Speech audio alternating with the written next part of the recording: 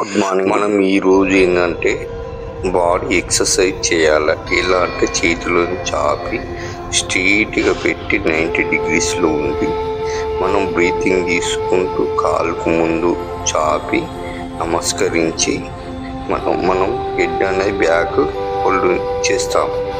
ఇంకొకటి ఏంటంటే మనం స్పష్టంగా చేతులను చాపి స్ట్రైట్గా నమస్కరించాలి.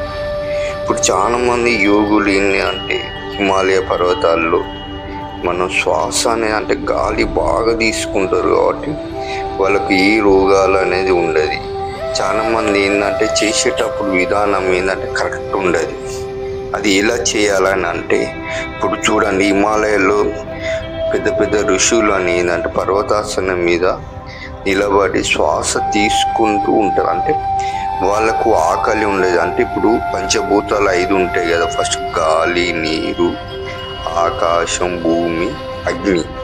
ఈ పంచభూతాలు ఏంటంటే వీటిని వాళ్ళు ఆహారంగా తీసుకుంటారు. అంటే సూర్యుడిని ఆహారంగా తీసుకొని ఓన్లీ వాటర్ మీద వాళ్ళు సంవత్సరాలు ధ్యానంలో ఉంటారు. కావున ఏంటంటే వాళ్ళకు ఖచ్చితంగా ఆ సూర్యశక్తి అనేది మీద పడి చాలామంది చూడండి ఏ హాస్పిటల్ పోయినా సుత వాళ్ళు డి విటమిన్ అనేది ఉండాలంటే సూర్యుడు క్రాంతి అనేది అంటే మన మీద ఎప్పుడు పడుతుంది, కరెక్ట్ 7 to 7:30 లోపే సూర్యుని నీడ అనేది మన మీద పడుతుంది. కావున ఏంటంటే ప్రతి ఒక్కరికి డి విటమిన్ అనేది చాలా. ఇప్పుడు చూడండి, చాలామంది ఏసీలలో ఉండి బయటికి వచ్చి ఉండాలంటే ఉండలేరు. ఇప్పుడు చూడండి, ప్రతి ఒక్కరు విలేజ్లలో కానీ సిటీల్లో కానీ వాతావరణం అంటే కలుషితం అయిపోతాయి. అంటే గాలి అనేది స్వచ్ఛమైంది దొరకదు. కావున ఏంటంటే అందరికీ రోగాలు అనేది పెరిగిపోతాయి కానీ తగ్గుతలేవు. మీరు ఈ ఎక్సర్సైజ్ చూసి మనకు ప్రాణశక్తి పెరగాలంటే బ్రీతింగ్ ఎక్సర్సైజ్ అనేది ఖచ్చితంగా ఇంపార్టెంట్.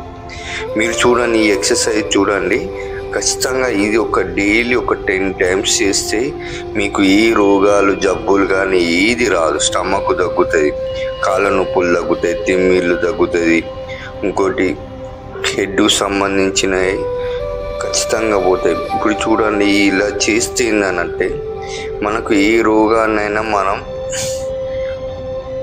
మనం ఏంటంటే ఏ రోగాన్నైనా మనం ఈజీగా తీసివేయచ్చు. మన హాస్పిటల్ పోర్చుతారు. ఇప్పుడు చూడండి, మన హాస్పిటల్లో వేల డబ్బులు పెడతారు. కాకపోతే ఎక్సర్సైజ్ చేయాలంటే చాలా ఇంట్రెస్ట్ అనేది చూపించలేదు. ఇప్పుడు లేడీస్ అయితే ఖచ్చితంగా ఏంటంటే 7 కాగానే మార్నింగ్ 7 to ఈవినింగ్ 10:30 వరకు సీరియల్ మీదనే పడతారు. ఎందుకంటే ఆ సీరియల్ ఏమైతుంది ఇదే అని అనుకుంటారు కానీ ఎక్సర్సైజ్ అనేది చేయరు.